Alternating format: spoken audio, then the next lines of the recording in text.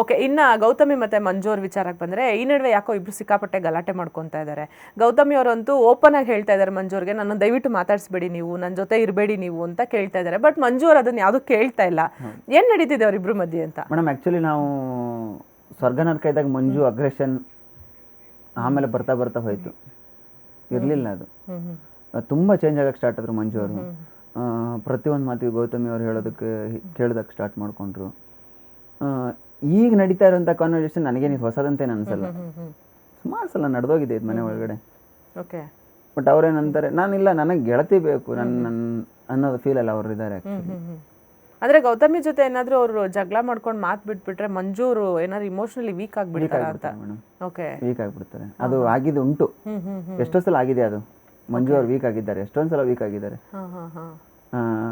ಗೌತಮಿ ಅವ್ರು ಏನಾದರೂ ರಿಯಾಕ್ಟ್ ಮಾಡಿಲ್ಲ ಅಂದರೆ ಮಂಜು ಅವರು ತುಂಬ ಕಷ್ಟ ಆಗುತ್ತೆ. ಅಂದರೆ ಅವರು ಇಮೋಷನಲಿ ತುಂಬ ಅಟ್ಯಾಚ್ ಆಗಿಬಿಟ್ಟಿದ್ದಾರೆ. ಒಂದು ಒಳ್ಳೆ ಫ್ರೆಂಡ್ಶಿಪ್ ಬಾಂಡಿಂಗ್ ಇದೆ ಅವರಿಬ್ಬರ ಮಧ್ಯದಲ್ಲಿ.